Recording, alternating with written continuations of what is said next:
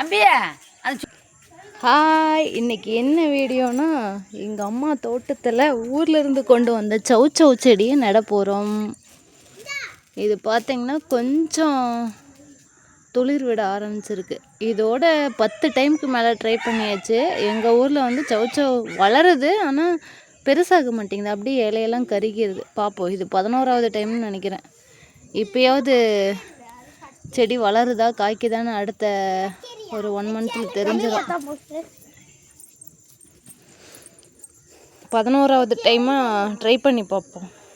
இது ஆக்சுவலாக ஒசூர்லேருந்து கொண்டு வந்த சௌச்சௌ செடி. ஆமாம், இதை நடுறீங்களா ஒரு இடத்துல?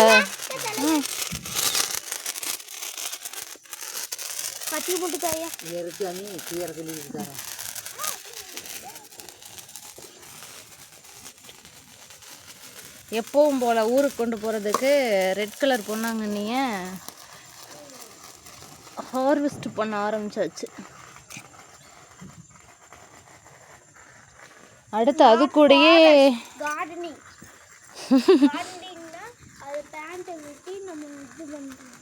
என்னது கார்டனிங்னா அது நம்ம கார்டனில் இருக்கிறதெல்லாம் பறித்து நம்ம வேணுக்கான பொருள் செஞ்சுக்கலாம். அப்படியா? அடுத்து இந்த பாக்ஸ்குள்ளே என்னென்னா கோல்டன் சீத்தாப்பழம் பெருசாக இருக்கும். ஒரு பழமே வந்து 1/2 kg சைஸுக்கு இருக்குது. அந்த விதை தான் உள்ளே இருக்குது. என்ன எடுத்து கொடுத்து சொல்கிறாங்க, போ நான் அதுக்கு தரேன். போ வர வர வர இந்த பிளாக் சீடு ஃபுல்லாக அந்த கோல்டன் சீத்தா தான். இதில் போட்டு வைப்போம். அந்த பக்கெட்டில் கிளறி தான் போடணும். ஆக்சுவலாக இந்த பக்கெட்டுக்குள்ளே போட்டால் தான் கொஞ்சம் சேஃபாக இருக்கும். ஆமாம், இது தக்காளி செடி முளைக்குது. இதில் சீத்தாப்பழ செடி போடுறேன். முளைச்சதுன்னா நீங்கள் அப்படியே விட்டுருங்க, பிடுங்கி விடாதீங்க.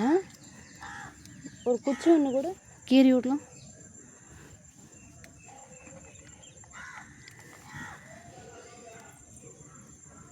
கொத்து வச்சுருக்கீங்களா? ஒரு குச்சி கீரை தண்ணி நிற்கிது மயில். இந்த பக்கம் போடு, கொஞ்சம் அப்புறமா மண் போட்டுருங்க. அந்த பிடிங்கி போடு கொஞ்சம். அது இருக்கட்டும் விடு, அது திரும்ப விதை போட்டு பாருங்க.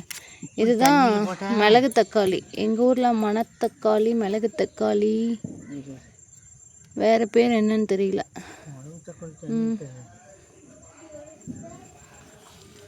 அல்சருக்கு ரொம்ப நல்லது.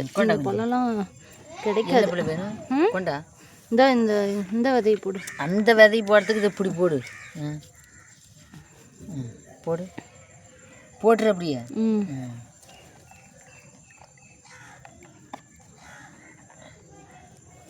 எங்கே அந்த காய் வச்சுக்கிறோம்? நீ காய் இதில் வைக்கக்கூடாது. காய் தனியாக தான் நிலத்தில் ஊனணும். இது மாதிரி சொரக்காய், பீக்கங்காய் மாதிரி காய் வைக்கும் பந்தலில் படந்து. இந்த இடத்துல குழி பறிக்கிறியா? போட்டாச்சு ஒரு வழியாக பக்கெட்டில். பார்ப்போம் வளருதான்னு. நாங்கள் வாங்கும்போது 200 rupees 1 கிலோ சீத்தாப்பழம்.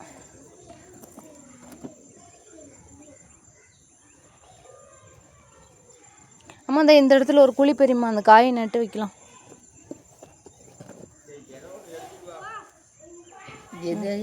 இந்த இடத்துல காலையில் வைக்கக்கூடாது, அங்கத்தான் வைக்கணும். இல்லை, இது செடி புடலங்காய் செடி இருக்குல்ல, அந்த மாதிரி பந்தலில் ஏறி தான் காய் வைக்கும்.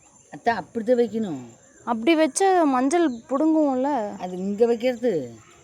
இதில் கல்லுக்குன்னு. கல்லா? சரி பாரு, ஏதாவது ஒரு இடத்துல பாரு. கொண்டா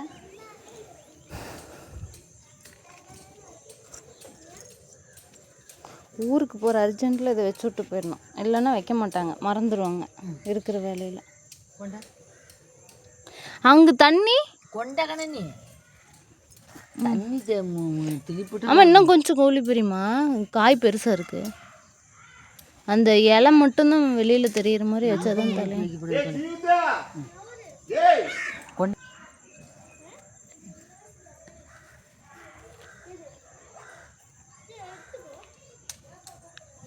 இன்னும் கொஞ்சம் மண் போடுமா?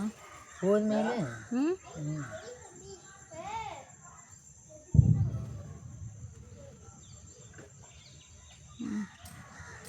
டெய்லி இதுக்கு சும்மா ஒரு மக்கு தண்ணி ஊற்றிடுங்க. அதெல்லாம் தண்ணி குடிக்கிட்டு பண்ணுறது. நீ போய் தண்ணி பார்த்து பாருங்க ரெட் கலர் பண்ணாங்க நீ. இது கட் பண்ண எவ்வளோ அழகாக வளருது தெரியுமா? ஒரு டைம் வச்சுட்டா போதும். எப்படியும் ஒரு 4-5 வருஷத்துக்கு ஹார்வெஸ்ட் பண்ணலாம். ஒன் டைம் இன்வெஸ்ட்மெண்ட் மாதிரி.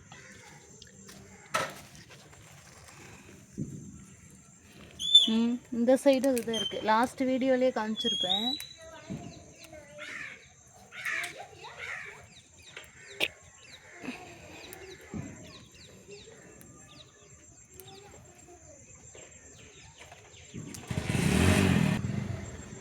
எங்கள் அம்மாவோட 100 ஸ்கொயர் ஃபீட் தோட்டம்.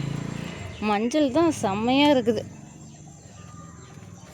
ஒன்லி மாட்டுச்சாணம், ஆட்டுச்சாணத்துலேயே எவ்வளோ அழகாக வளருது.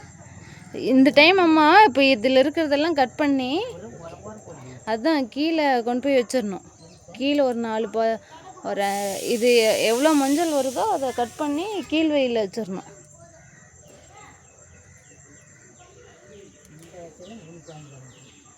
இல்லைன்னா இங்கே பேக் சைடு அங்கே பேக் சைடு இல்லைன்னா இங்கே பின்னாடி க்ளீன் பண்ணி இங்கே வச்சிடணும்.